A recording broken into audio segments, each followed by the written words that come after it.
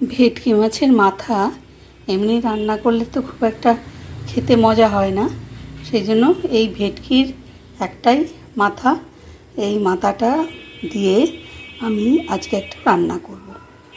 আর এই লেজাটা যদি দিয়ে দেওয়া যায় তাহলে ভালোই হয়, কিন্তু লেজাতে আবার একটু কাঁটা থাকবে, সুতরাং তরকারিতে মিশে গেলে একটু অসুবিধে হয়। আমি এখানে নুন হলুদ দিয়ে প্রথমে এটাকে একটু মাখিয়ে রাখবো, তারপর আমি রান্নাটা শুরু করব।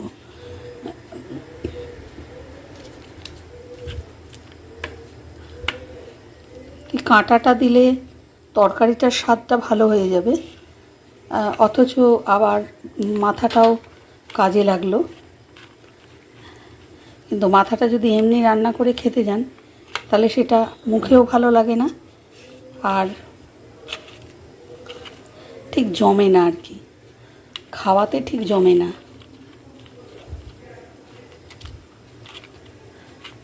খুব বেশি নুন আমি এখানে মাখাচ্ছি না, তার কারণ নুনটা মাখালে তরকারিটা বেশি লোনা হয়ে যাবে, সেই জন্যে তরকারিতে আমাকে নুনটা দিতে হবে, তো কাজে ব্যালেন্স করতে হবে। এই নুন হলুদটা আমি এখানে মাখিয়ে রাখলাম, লেজাটাও আমি এর সাথে মাখিয়ে রাখি। আসলে সকলে এটা লেজাটা মেশালে যে কাঁটাটা হবে সেটা সবাই খেতে পারবেন না, আর কি আমি খেয়ে নিই, কিন্তু আমার বাড়িতে আমরা দুটো প্রাণী, আমি আমার হাজব্যান্ড, কাজে তিনি খেতে পারবেন না। তার পক্ষে এই কাঁটা দেওয়াটা ঠিক আছে, কিন্তু লেজার কাঁটাগুলো মিশলে সেটা ওনার পক্ষে কষ্টকর হবে। তো চলুন, এটা মাখানো রইল, এরপরে আমি তরকারিটা আরম্ভ করব। আমার heisel.com থেকে আমি মহুয়া আপনাদের সামনে এসেছি একটা খুব কমন রান্না দেখাবো বলে। আর সেই কমন রান্নাটা অনেকেই করে থাকেন, কিন্তু যা যা উপকরণ দেন তার সব কিছুটাই আমি দেব বলে মনস্থ করিনি। রান্নাটা আমি অত্যন্ত ঘরোয়াভাবে এবং অনেকখানি সহজপাচ্য করে রান্নাটা করব। তাতে যা যা পড়বে সেটাতেই খুব ভালো মতোই স্বাদটাও হবে। তো চলুন, রান্নাটা কী দিয়ে হবে আর কী হবে সেটা আপনাদের দেখিয়ে দিই। প্রথমত আমার এখানে কাটা আছে লাউ, তো লাউগুলো একটু মোটা করেই কাটা আছে, এরকম মতো মোটা করে কাটা আছে। খুব সরু মিহি যেটা নিরামিষ বড়ি নারকেল দিয়ে লাউ ঘন্ট হয় সেভাবে আমি কাটিনি। তো এই লাউটা রয়েছে মেনলি, আর হবে হচ্ছে ভেটকি মাছের মাথা দিয়ে। হ্যাঁ, রান্নাটা খুবই কমন, আপনারা সবাই জানেন, কিন্তু রান্নাটায় সবাই অনেক অনেক কিছু উপকরণ দেন, আমি সেটা দেব না, না দিয়ে আমি একটু হালকাভাবে রান্নাটাকে করব বলে মনস্থ করেছি। চলুন না, দেখে নেওয়া যাক যে হালকাভাবে করলেও স্বাদটা বজায় থাকে, কেমনভাবে করব আমি সেটা চলুন আপনারা দেখে নেবেন।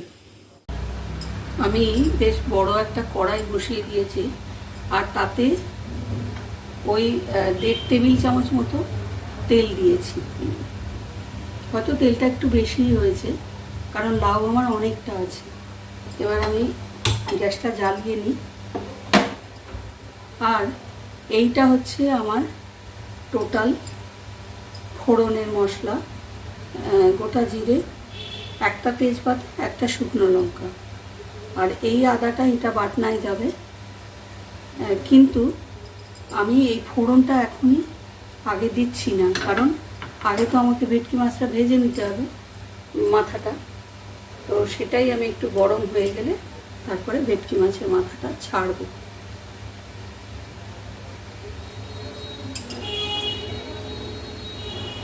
মোটামুটি গরম হয়ে এসেছে তেলটা, এবার আমি ছেড়ে দেব।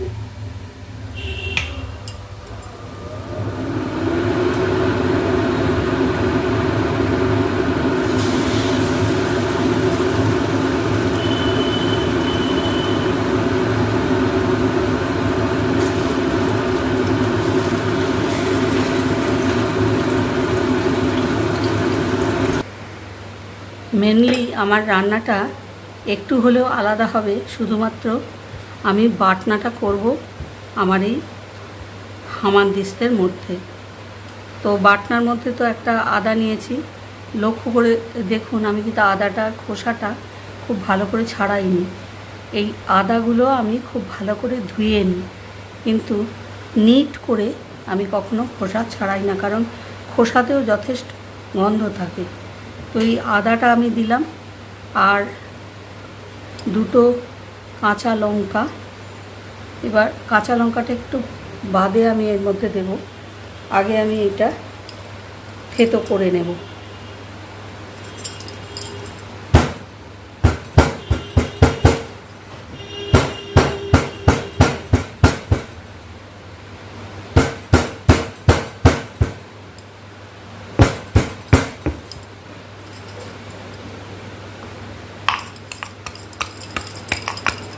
টেবিলের ওপর করছি তো, যার জন্য টেবিলের জিনিসপত্রগুলো ভাইব্রেট করছে, কারণ এটা ভীষণ ভারী একটা হামানদিস্তে, যেটা আমি আপনাদের অলরেডি দেখিয়েছি আমার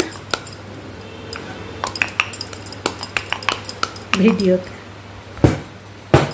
এইবার কাঁচা লঙ্কা দুটো আমি দিয়ে দেবো।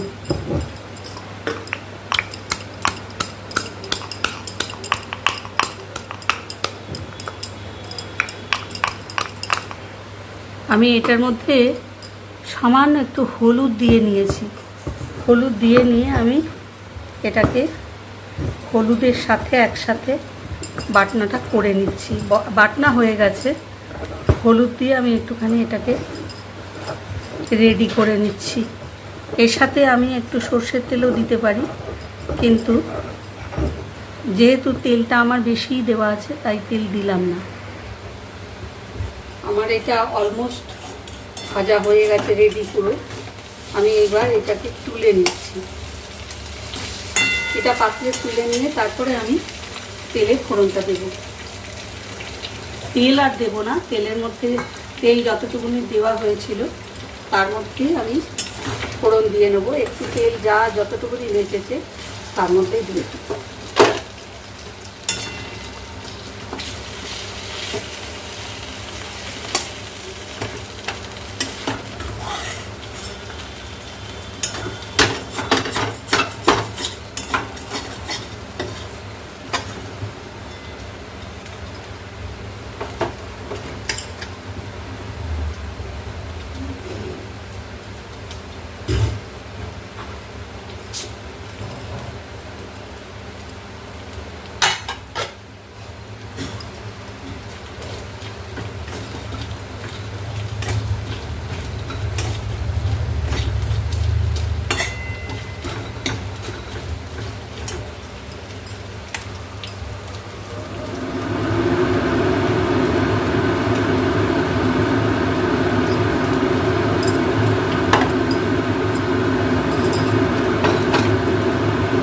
আমার এই বাটনাটা ছাড়তে হবে।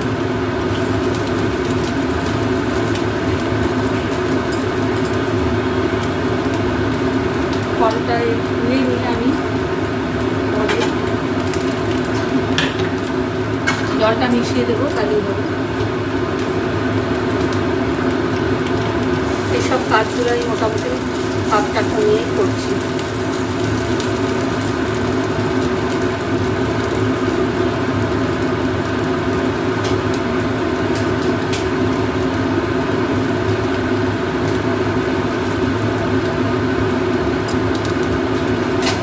এই জিনিসগুলো যত আপনি প্রসেসিং করবেন ততই কিন্তু আরও বেশি করে এটা পরিষ্কার হয়ে যাবে। আর সবথেকে বড় কথা, ব্যবহারের উপরে বারবার ব্যবহার করতে করতে এটা আস্তে আস্তে অন্যরকম চেহারা নেবে। তো আমি কালকে থেকে অনেক প্রসেসিং করেছি, পরিষ্কার করেছি, তারপরে ওটা এই অবস্থা। এইবার আমি লাউটা ছাড়ব।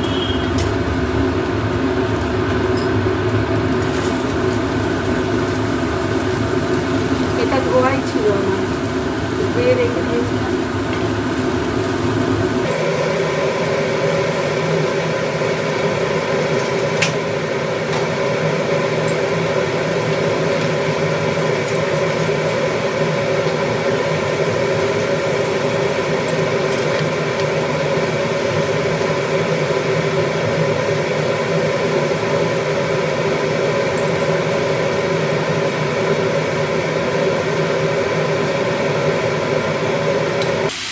এবার আমি তাপটা মানে আঁচটাকে একদম হাই করে দিয়েছি। তার কারণ হলো এই লাউটা এই কয়েকদিন আমার বাড়িতে পড়েছিল, আমি অন্যান্য রান্না করতে গিয়ে লাউটা রান্না করতে পারিনি। তার জন্য কী হয়েছে, লাউটা একটু পাকা মতো হয়ে গেছিলো এবং অবশ্যই একটু শুকিয়ে গেছে, যার জন্য এটাকে খুব জল ছাড়বে না, এটুকু আমি জানি। এটাকে জল দিতেই হবে, মাছে রান্না করা যাবে না। তো আগে আমি কষিয়ে নিয়ে দেখছি কতটা এটা নামে, কতটা ট্রেন করে। যতটা আমাকে শুকিয়ে যাবে তার উপর ভিত্তি করে আমি লাউটাকে জলটা দেবো। তো এই নাড়ানোর কাজটা আমি সম্পূর্ণভাবেই হাইতে রেখেই করবো। 10 মিনিট মতো আমাকে ফোটাতে হলো, তা না হলে হচ্ছিল না।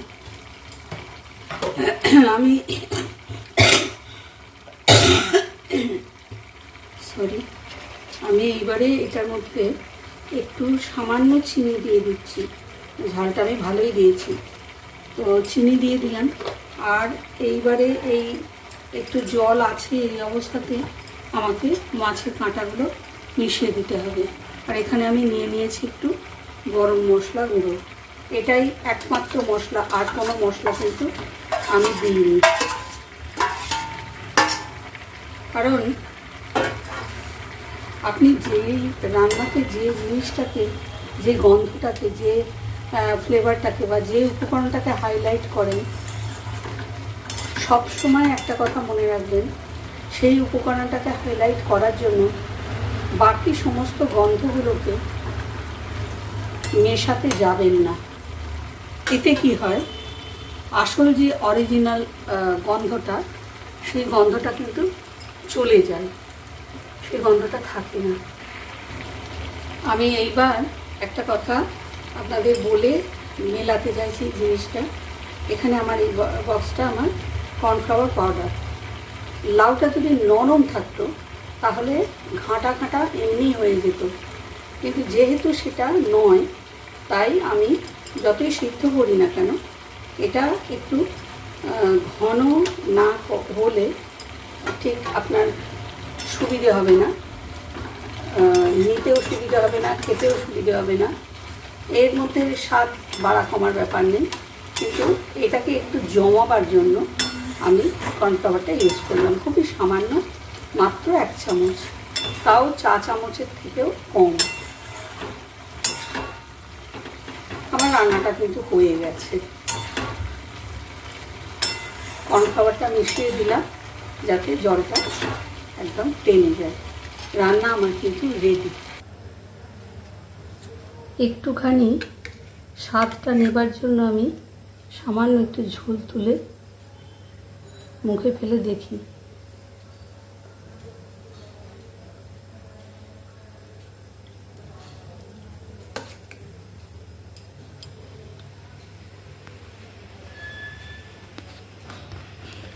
দেখুন,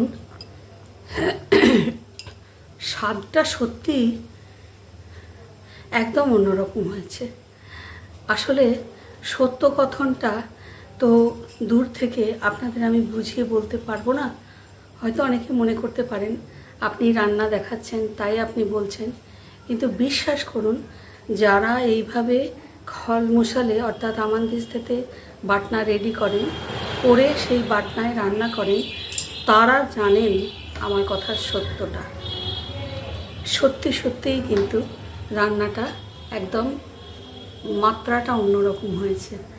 এবং বিশ্বাস করুন, হ্যাঁ আমি মানছি ভেটকি মাছের গন্ধটা সবসময় রান্নায় একটা অন্য জিনিস আনে, কিন্তু